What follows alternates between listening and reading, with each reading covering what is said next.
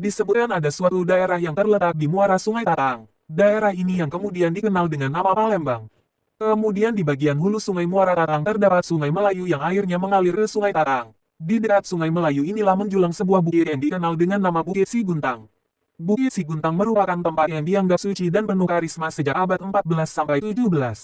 Di tempat ini terdapat makam para tokoh keturunan Kerajaan Sriwijaya. Tidak heran jika kawasan Bukit Siguntang menjadi salah satu destinasi wisata sejarah, terutama mengenai sejarah Kerajaan Sriwijaya yang pernah menjadi pusat kegiatan agama Buddha di Nusantara.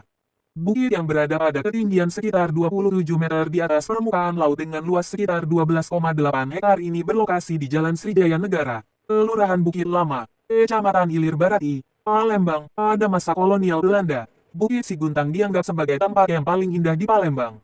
Di bukit ini terdapat makam keturunan Kerajaan Sriwijaya, antara lain Segentar Alam, Puteri Kembang Dadar, Puteri Kembang Selako, Panglima Bagus Kuning, Panglima Bagus Karang, Panglima Tuan Junjungan, Pangeran Raja Batu Api, dan Panglima Jago Lawang.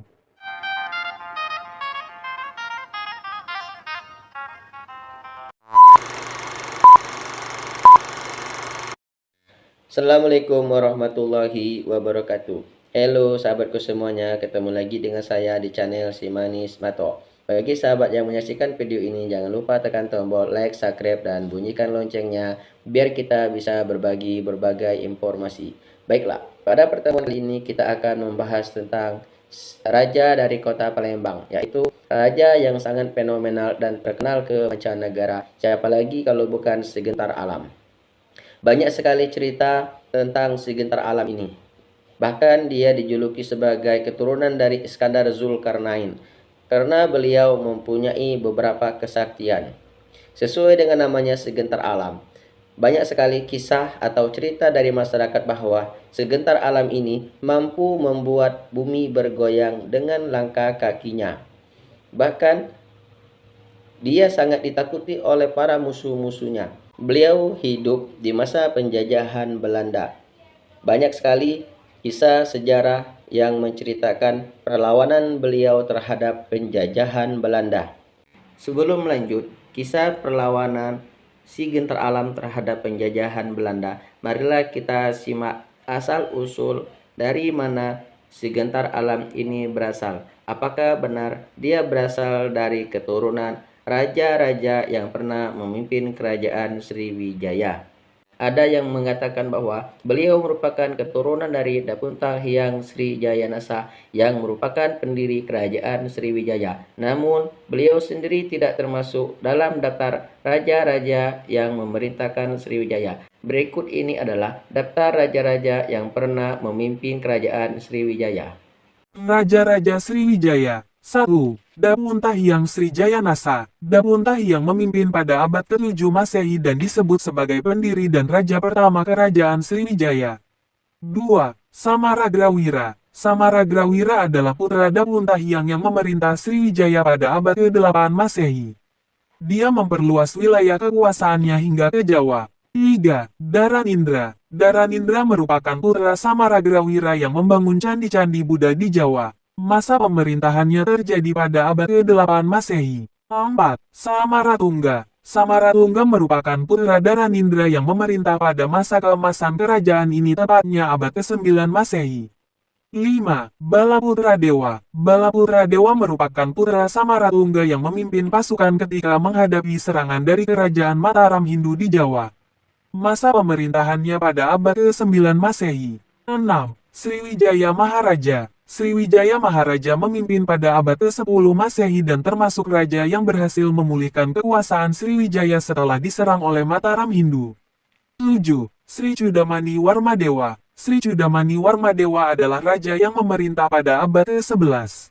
Saat itu kerajaan ini menghadapi serangan dari kerajaan Pola dari India Selatan. 8. Kertanegara. Raja terakhir kerajaan ini adalah Kertanegara yang merupakan raja kerajaan Singasari di Jawa. Masa kepemimpinannya terjadi pada abad ke-13 Masehi. Adapun keterangan lain raja-raja yang pernah memimpin kerajaan Sriwijaya. Dapunta Hyang Srijayanasa 683 Masehi. Indrawarman 702 Masehi. Rudra Wikrama 728 sampai 742 Masehi. Sanggramadananjaya Jaya 775 Masehi. Daranindra Rakai Panangkaran 778 Masehi. Samaragrawira Rakai Warak 782 Masehi.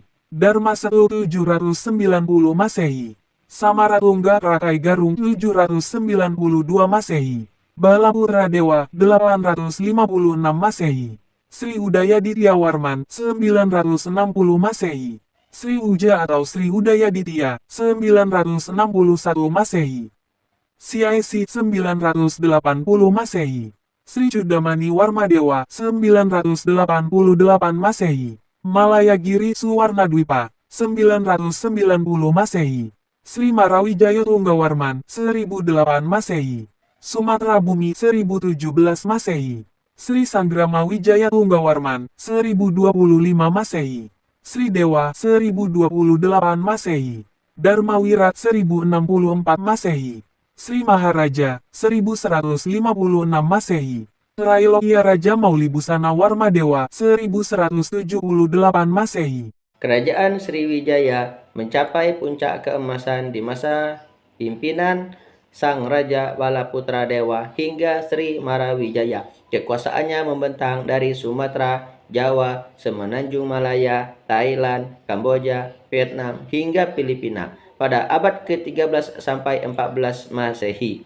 Kerajaan Sriwijaya runtuh akibat diserang oleh Kola Mandala atau Kola dari India Selatan yang didirikan oleh Asoka dari Kekaisaran Maurya. Saat itu, kerajaan Kola dipimpin oleh Rajendra Kola I. Namun, walaupun peperangan itu terjadi, ada banyak sekali faktor yang menyebabkan kerajaan Sriwijaya ini runtuh.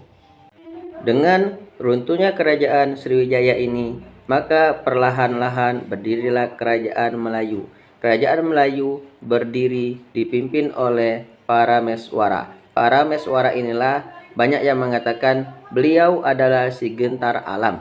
Parameswara ini kemudian menjadi raja di daerah Melayu Sumatera. Kemudian terjadi peperangan dengan kerajaan Majapahit sehingga beliau melarikan diri di Temasek. Temasek termasuk bagian dari negara Singapura. Di Singapura inilah beliau mendirikan kerajaan hingga mencapai puncak kejayaan. Namun Majapahit tidak tinggal diam. Lalu terjadi peperangan antara kerajaan Temasek yang ada di Singapura dengan Mataram sehingga mengakibatkan Parameswara melanjutkan untuk melarikan diri ke daerah Selat Malaka. Di Malaka itu beliau bersekutu dengan para pelaut sehingga beliau berhasil mendirikan kerajaan Malaka. Beliau menjadi seorang raja pertama dan orang yang mendirikan kerajaan Malaka. Dari sini dapat disimpulkan kenapa Parameswara tidak tercatat dalam raja-raja yang memimpin kerajaan Sriwijaya. Yang pertama, Parameswara sudah mendirikan kerajaan yang baru, yaitu kerajaan Melayu.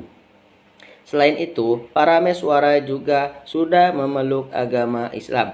Sedangkan kerajaan Sriwijaya merupakan kerajaan yang bercorak agama Hindu. Itu sebabnya dia tidak masuk dalam daftar kerajaan Sriwijaya. Karena saat itu Sriwijaya sudah mengalami kemunduran dan Parameswara sudah merintis kerajaan baru yang merupakan kerajaan Melayu lalu menjadi kerajaan Malaka. Berikut ini adalah kisah tentang kerajaan Malaka. Sejarah Kerajaan Malaka. Kerajaan Malaka adalah sebuah kerajaan Melayu yang berpusat di Malaka, Malaysia. Di tempatan pendiriannya pada tahun 1402, Kerajaan Malaka dihadiri oleh Parameswara, anak dari Raja Sriwijaya di Palembang. Pendiri kerajaan ini disinyalir berkaitan dengan perang saudara di Majapahit, yang menyebabkan Parameswara melarikan diri ke Temasek, Singapura, dan kemudian menuju ke Semenanjung Malaya. Parameswara mendirikan ini di sekitar Pelabuhan Malaka, yang kemudian berkembang menjadi kerajaan Islam yang berpengaruh di Selat Malaka, Sumatera dan Semenanjung Malaka. Berkembangnya kerajaan ini disebabkan oleh perdagangan internasional yang dilakukan oleh pedagang Islam yang berasal dari Samudra Hindia, Selat Malaka, Laut China Selatan, dan perairan Nusantara. Malaka dikenal sebagai pintu gerbang Nusantara, karena ia menjadi jalan lalu lintas bagi pedagang-pedagang asing yang berhak masuk dan keluar pelabuhan-pelabuhan Indonesia. Raja Kerajaan Malaka, Parameswara tahun 1402 sampai tahun 1409. Parameswara, anak dari Raja Sriwijaya di Palembang, mendirikan Kerajaan Malaka pada tahun 1402. Dia mendirikan kerajaan ini setelah melarikan diri dari kejaran pasukan Majapahit. Parameswara menganut agama Islam dan merubah namanya menjadi Iskandar Shah, kemudian menjadikan kerajaan ini menjadi kerajaan Islam. Itulah sebabnya kenapa Si Gentar Alam disebut keturunan dari Iskandar Zulkarnain, karena dia mampu membuat kerajaan yang baru. Yang pertama yaitu Kerajaan Melayu yang berdiri di Sumatera, lalu pindah ke Singapura dan berpindah lagi ke Malaya. Hingga akhirnya Si Gentar Alam ini kembali ke Palembang dan menjadi raja di kota Palembang. Kemudian beliau bersama dengan para rakyat melakukan perlawanan terhadap penjajahan Belanda. Kesultanan Malaka adalah Kesultanan Melayu Islam yang terdapat di wilayah penyempitan Selat Semenanjung Melayu. Sejak zaman Sriwijaya, Semenanjung Melayu merupakan tempat yang sangat strategis bagi jalur perdagangan antara barat dan timur. Setiap hari, kapal-kapal dari negeri asing berdatangan dan singgah di sana. Tentu saja kedatangan para pelaut-pelaut asing tersebut membuat Semenanjung Melayu tersebut menjadi wilayah yang tumbuh dengan pesat. Hal itu terjadi karena para pelaut-pelaut asing tersebut datang dengan membawa berbagai macam barang-barang yang mereka dagangkan. Maka jadilah Semenanjung Melayu di wilayah bagian Malaka menjadi sebuah pelabuhan sekaligus bandar raya. Banyak sekali negeri-negeri lain yang menginginkan Semenanjung Melayu masuk dalam wilayah kekuasaannya. Mengingat wilayah Semenanjung Melayu merupakan tempat yang sangat strategis bagi jalur perdagangan antara barat dan timur. Namun apa daya, angkatan perang kerajaan Sriwijaya sangat kuat dan susah ditaklukkan kala itu, apalagi Raden Sri Pakunalang sebagai panglima tertinggi pada masa Ratu Dewayani dan Raja Cunda Winawarnadewa berkuasa sangat ahli dalam strategi perang. Tak hanya negeri-negeri lain yang ingin menguasai Semenanjung Melayu, penduduk asli pun sangat ingin memerdekakan tanah kelahirannya, akan tetapi setiap daya dan upaya mereka selalu saja gagal di tangan prajurit-prajurit kerajaan Sriwijaya. Hingga pada masa Raja Sri Sanggranawijaya Tunggawarman berkuasa di Wisraja, Semenanjung Melayu lepas dari tangan Sriwijaya. Uniknya, Semenanjung Melayu merdeka berkat kerja keras seorang mantan Raja Sriwijaya. Parameswara namanya atau Iskandar Zulkarnain Alam Shah, ketika beliau telah memeluk agama Islam, berhasil merebut Semenanjung Melayu dari tangan Sriwijaya dan mendirikan sebuah kerajaan Islam yang diberi nama Kesultanan Malaka. Parameswara atau Iskandar Zulkarnain Alam Shah menjadi raja pertama dengan gelar Sultan Iskandar Shah. Pada masa pemerintahannya, Malaka mengalami masa kejayaan. Negeri Malaka menjadi negara Islam yang makmur. Dengan Panglima tertinggi, Panglima Junjungan, serta si kembar Panglima Bagus Karang dan Panglima Bagus Kuning, negeri Malaka selalu berhasil mengalahkan para penjajah seperti negeri Siam dan Majapahit. Dan tak kalah ketinggalan juga jasa seorang laksamana angkatan laut bernama Hang Tuah. Dikarenakan suatu hal, Sultan Iskandar Shah memutuskan kembali ke Lembah Melayu, Palembang. Kala itu Sriwijaya masih ada namun tidak memiliki kedaulatan. Kemudian kedudukan raja digantikan oleh penerusnya dengan gelar Sultan Mahin Iskandar Shah pada tahun 1414 sampai 1424 Masehi. Pada tahun 1424 Masehi, Kesultanan Malaka diperintah oleh Sultan Muhammad Iskandar Shah. Pada masa kepemerintahannya, Malaka semakin maju sebagai pusat perdagangan rempah-rempah dari berbagai negeri. Sultan Muhammad Iskandar Shah digantikan oleh putra bungsunya yang bernama Parameswara Dewasa. Parameswara Dewasa menjadi raja dengan gelar Sultan Abu Syahid, namun ia hanya memerintah Malaka dalam 1 tahun saja, yaitu pada tahun 1445 sampai 1446 Masehi. Parameswara Dewasa terbunuh dalam perebutan kekuasaan oleh sepupunya yang bernama Muzaffar.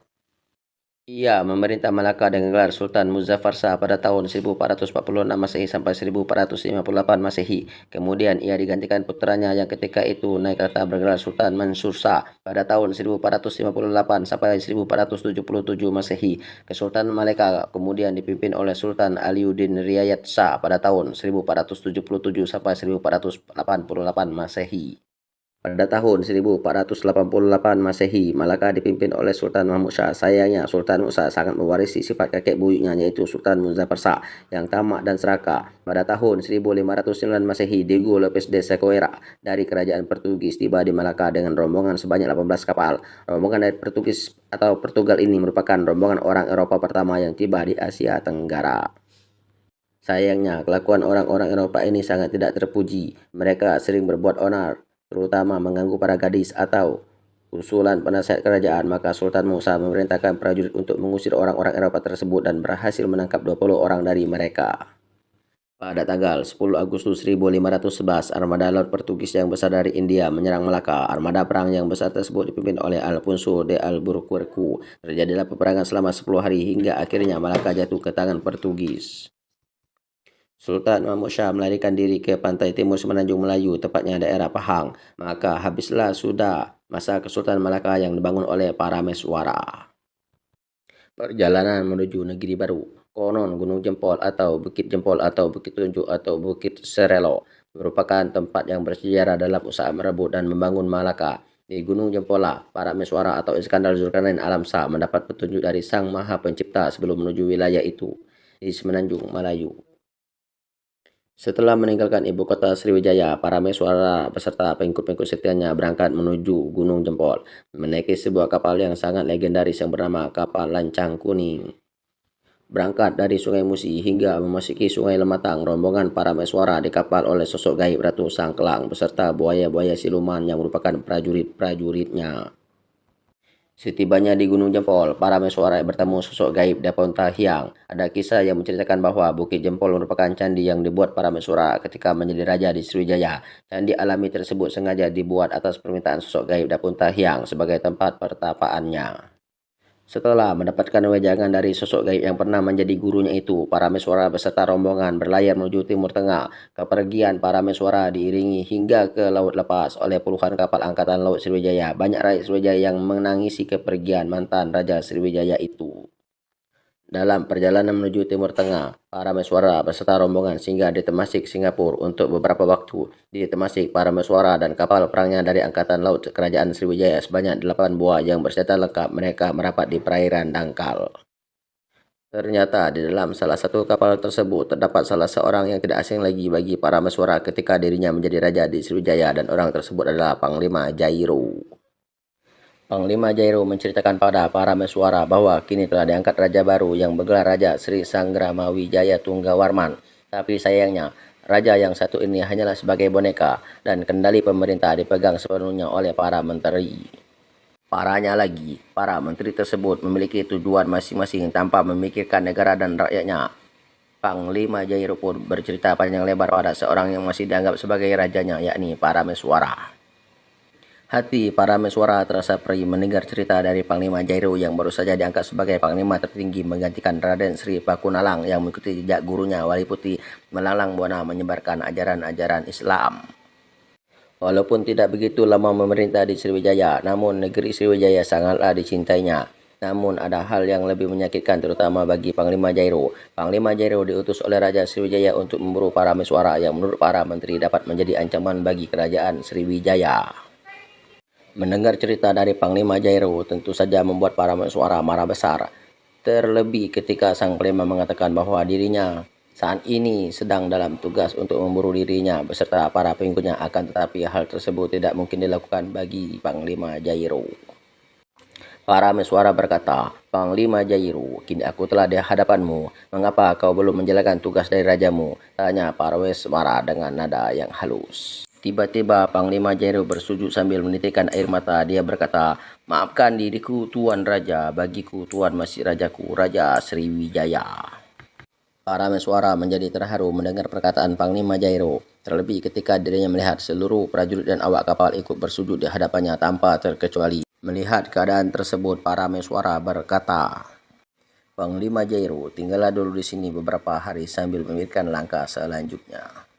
"Baiklah tuanku," ucap Panglima Jairo.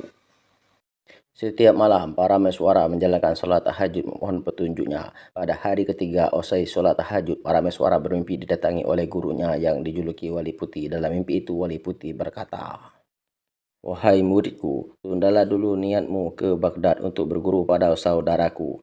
Saranku, pergilah ke Semenanjung Melayu, tepatnya di wilayah yang terdapat penyempitan selat dan ditumbuhi pepohonan yang disebut oleh penduduk setempat dengan sebutan Malaka. Agama Allah telah masuk di sana, insya Allah kau akan berhasil. Setelah mimpi aneh tersebut, para mesuara beserta panglima-panglima setianya juga Panglima Jairo menyusun rencana. Setelah melalui diskusi yang cukup lama, maka para mesuara memutuskan bahwa Panglima Jairo beserta armada perangnya kembali ke ibu kota Sriwijaya dan melaporkan bahwa mereka tidak berhasil menemukan dirinya. Akan tetapi Panglima Jairo menolak dengan penuh rasa hormat dan berkata, biarlah saya pulang dengan 2 kapal saya. Kapal yang lain beserta prajurit ikut Tuan Raja dalam usaha merebut Semenanjung Melayu nanti. Benar tuanku, kita butuh kapal-kapal itu, ujur Panglima Tuan Junjungan yang menyambung ucapan Panglima Jairo. Para mesuara menyetujui rencana panglima-panglima itu. Panglima Jairo kembali ke Sriwijaya dengan alasan mereka berhasil dikalahkan para mesuara beserta pengikutnya. Sedangkan 6 kapal lainnya mengikuti menuju Semenanjung Melayu bersama para mesuara. Setibanya di kota raya, Panglima Jairo segera menghadap dan melaporkan kegagalan dalam memburu Raja Parameswara. Untunglah Raja Sanggrama Wijaya Tunggawarman adalah sosok raja yang berhati lembut. Mendengar kegagalan Panglima Jairo, sang raja hanya berkata dia Parameswara memang orang yang hebat dan juga sakti. Para mesuara beserta pengikutnya yang telah bertambah jumlahnya segera menuju Semenanjung Melayu. Keenam kapal perang tersebut berhenti di suatu tempat di Semenanjung Melayu, sedangkan kapal lancang kuning yang membawa para mesuara meneruskan perjalanan menuju wilayah yang kelak bernama Malaka. Namun di perjalanan, kapal lancang kuning dihadang 2 kapal yang ternyata adalah perampok. Perampok tersebut adalah perampok yang diburu oleh para tentara Sriwijaya. Mengetahui perjalanan dihadang oleh para perampok, para mesuara segera melompat ke salah satu kapal perampok tersebut dengan menggunakan ilmu meringankan tubuh. Dengan ilmu kanuragan yang dimilikinya, para perampok dihabisi semua, sedangkan para perampok di kapal yang lain dihabisi oleh si kembar yaitu Panglima Bagus Karang dan Panglima Bagus Kuning yang bisa merubah wujud menjadi macan kumbang dan macan loreng. Ternyata aksi para mesuara dan kedua pengikut setianya itu disaksikan oleh para penduduk setempat yang rata-rata adalah nelayan. Mereka takjub melihat kesaktian para mesuara dan kedua pengikutnya tersebut. Tanpa kesulitan yang berarti, para mesuara dan kedua panglimanya itu berhasil menumpas para perampok yang sering meresahkan para pelaut. Para mesuara dengan kapal lancang kuningnya merapat di daratan. Mereka mendapat sambutan meriah dari penduduk di pesisir Semenanjung Melayu itu. Para mesuara pun bertemu dengan kepala adat yang bernama Hang Tua. Penduduk setempat sangat bergembira karena para mesuara adalah raja yang sangat mereka cintai. Dari Hang Tua juga, para mesuara mengetahui bahwa kini peraturan Sriwijaya telah berubah. Para penduduk di setiap penjuru Sriwijaya harus membayar upeti yang tak terkira jumlahnya. Maka Hang Tua meminta para mesuara memimpin mereka dalam upaya melepaskan diri dari Sriwijaya. Singkat cerita, para mesuara memimpin para penduduk untuk melakukan pemberontakan dibantu oleh prajurit dan kapal perang dari Panglima Jairo. Membuat rencana dan taktik dijalankan oleh mantan rajanya membuahkan hasil.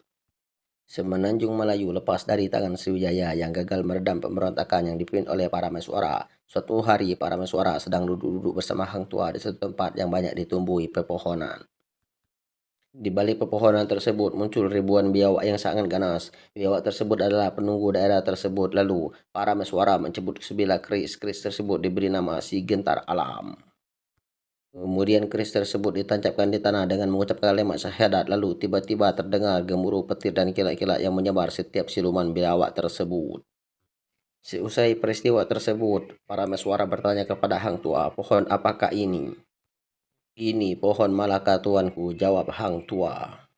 Maka resmilah nama Malaka menjadi wilayah tersebut dan berdiri sebuah pemerintahan Kesultanan Malaka yang dipimpin oleh para mesuara atau Iskandar Zulkarnain Alam Shah, Sultan Iskandar Shah. Gunung Jempol terdapat di Kabupaten Lahat memanglah terlihat sangat unik. Bukit tersebut seperti stupa candi itu merupakan peninggalan kerajaan Sriwijaya pada masa pemerintahan Raja Cundamaniwarna Dewa Parameswara. Gunung Jempol adalah tempat bertemunya para mesuara atau raja segentar alam dengan guru gaibnya yaitu Dapun Tahyang.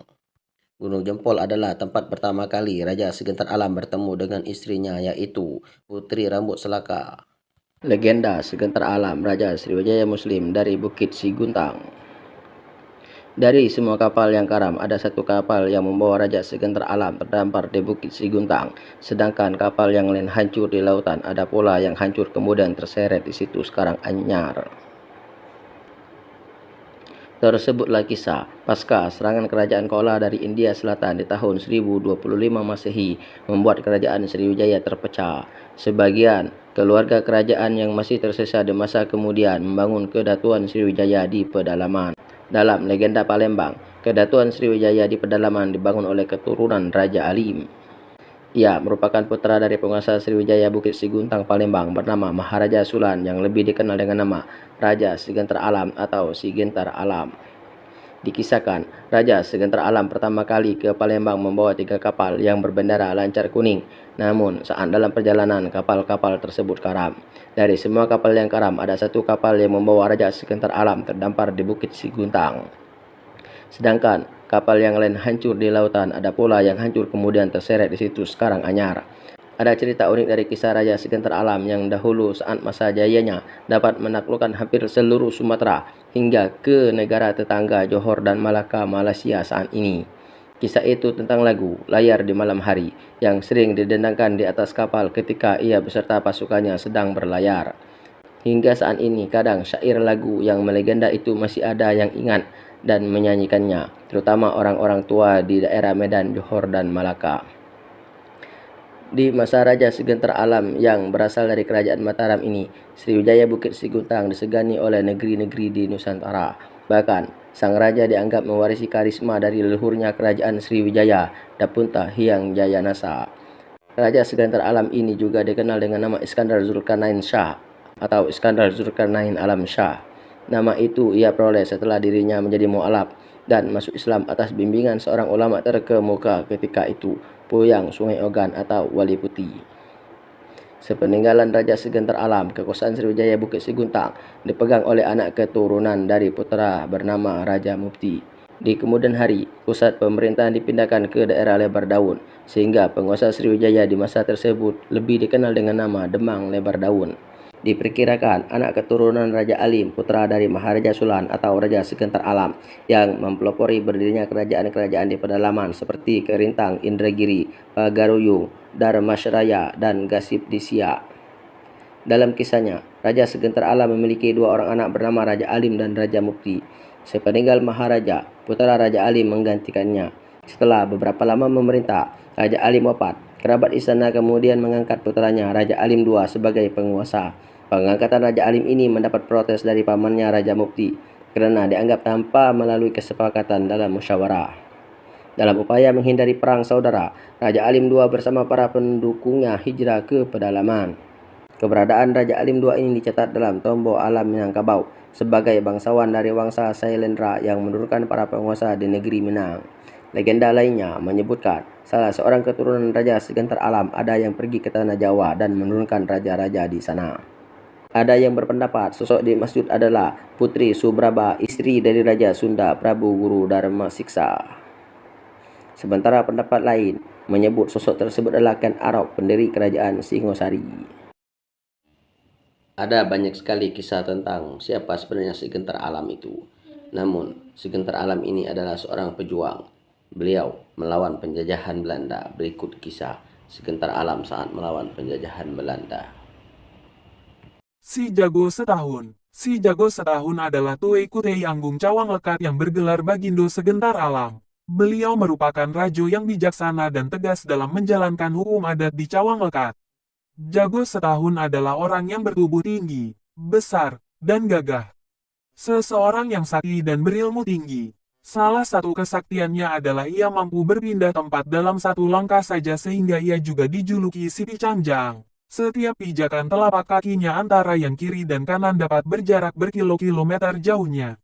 Pada saat itu pasukan Jago Setahun adalah pasukan yang sangat disegani dan dihormati karena kekuatannya dalam berperang. Jago Setahun mendapatkan kesaktiannya itu dengan bertapa.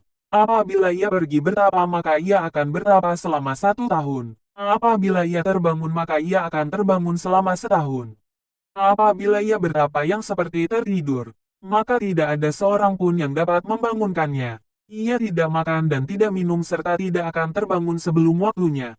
Bila jago setahun sedang dalam masanya tertidur selama 12 purnama, seluruh pengawal setianya akan bersiap menjaga jago setahun dan cawang lekat. Jago setahun juga memiliki tubuh yang kebal dan tidak bisa tergores senjata tajam. Ia juga tidak hangus dibakar api. Kesaktian dan kekuatannya inilah menjadikan jago setahun sebagai pemimpin yang mampu melindungi rakyatnya. Masa itu daerah Marga Seluku dan sebagian besar wilayah di Renjang Lebong tidak dipengaruhi oleh kekuasaan pemerintah Kompeni Inggris EIC, yang berpusat di Bengkulu, juga tidak dipengaruhi oleh pemerintah Hindi Belanda yang berkedudukan di Palembang. Kedua kekuasaan penjajah ini tidak mempengaruhi kekuasaan Depati Tiang IV baik di Lebong maupun di Batu Lebar Anggung Cawang Lekat karena dipengaruhi oleh letaknya yang strategis dan kondisi alam yang berbukit-bukit, dikelilingi hutan belantara sehingga sulit dijangkau oleh para penjajah. Suatu ketika pasukan tentara Belanda yang dipimpin oleh Kapten de Leeuw membawa perbekalan untuk diantar ke pos Belanda di daerah Keban Agung dekat Dusun Tertik. Ternyata mereka dihadang dan dihancurkan oleh pasukan Depati Tiang IV. Bagindo Segentar Alam terlibat dalam pertempuran itu yang mengakibatkan seorang pembesar Belanda tewas sehingga memicu dendam di pihak Belanda untuk juga menghancurkan Depati Tiang IV, khususnya Bagindo Segentar Alam. Pasukan Belanda kemudian merencanakan penyergapan Bagindo Segentar Alam.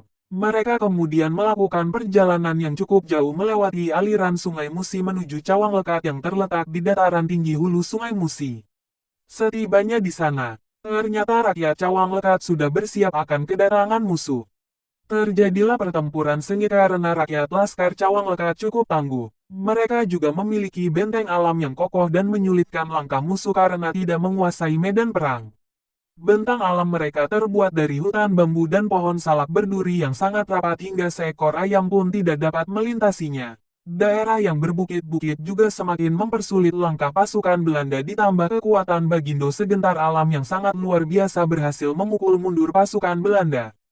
Kekalahan tersebut tidak dapat diterima begitu saja oleh pasukan Belanda. Mereka kemudian mengatur siasat untuk mengalahkan pasukan Cawang Lekat. Mereka kemudian mencari informasi, kemudian didapatkanlah strategi untuk menunggu saat Bagindo Segentar Alam sedang tertidur dalam pertapaannya. Mereka juga mengatur siasat untuk merobohkan benteng alam Cawang Lekat yang sangat kokoh itu.